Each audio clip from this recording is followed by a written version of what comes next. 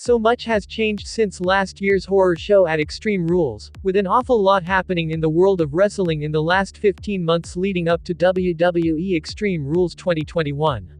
Last year's Extreme PPV was headlined by The Fiend Bray Wyatt vs Braun Strowman. Neither man is now in the company. There's still some familiar faces about, though.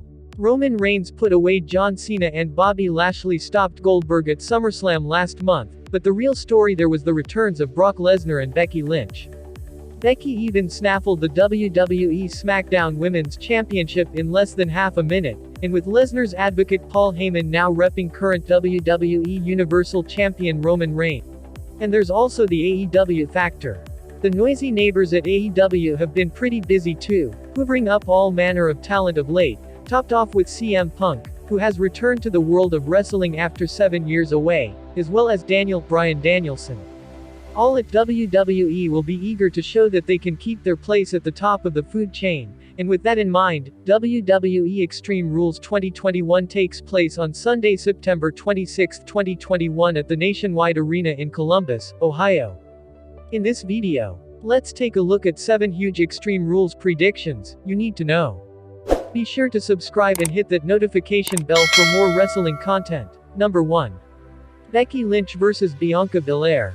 The SummerSlam to Extreme Rules run for Becky Lynch and Bianca Belair has been remarkably satisfying considering the unease around the man's title victory and heel turn at the biggest party of the summer.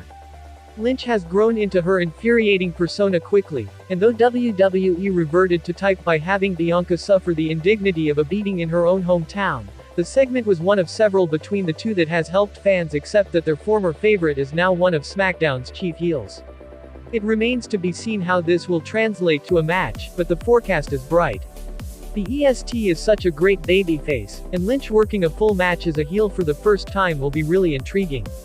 A title change seems unlikely here, if only because they'll want to run it back next month and keep Becky on top for a match with Charlotte at Survivor Series. Winner, Becky Lynch. Number 2.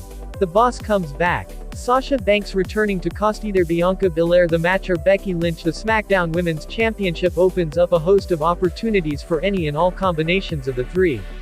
Whenever it is she makes her way back will feel like the right time too. Banks was airlifted out of SummerSlam at the very last second with no explanation given. A rematch with Bianca was one of the most anticipated matches on the biggest card of the year and that didn't happen. The tale she tells about her absence needs to be no more complicated than the actual truth regardless of if she skews heel or face and who she decides target. What is evident is that the title picture will be all the more enjoyable with her in it. However, she involves herself is likely to be one of the biggest moments, in a show that looks like it will need a few. Number 3. Charlotte Flair vs Alexa Bliss. There's been a unique wrinkle to the Alexa Bliss and Charlotte program that's flown under the radar a little bit, amidst the usual playground bullshit, and second fucking doll. Charlotte might want to tear Charlie's head off before getting to Lily, but WWE might have found a way back from the brink with a gimmick that is literally chasing people out of the building.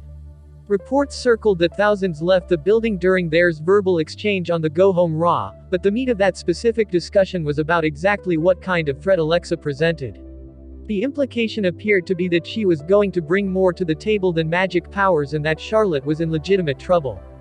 It's been that long since she wasn't this warped version, that there's almost a novelty to it this point, and it should greatly improve the standard of the match away from some of the total turkeys she's had in the guise.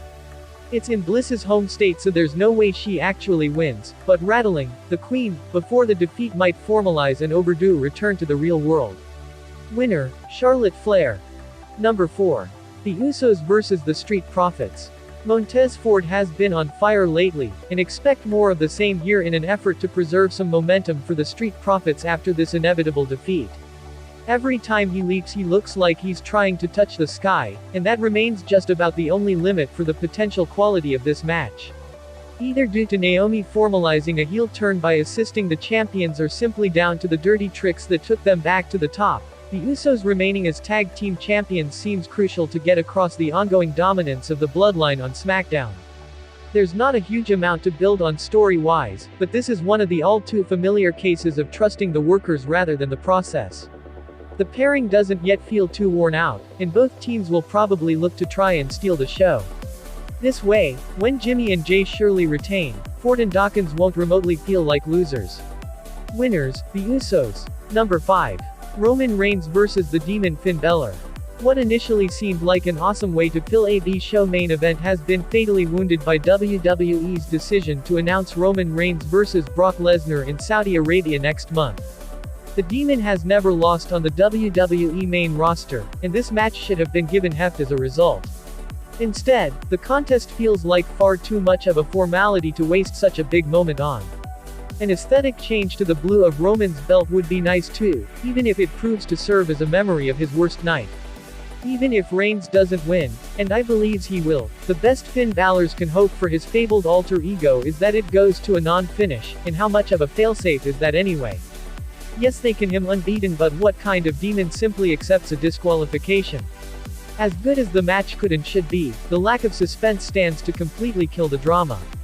Especially when the company will be far more concerned about what happens next.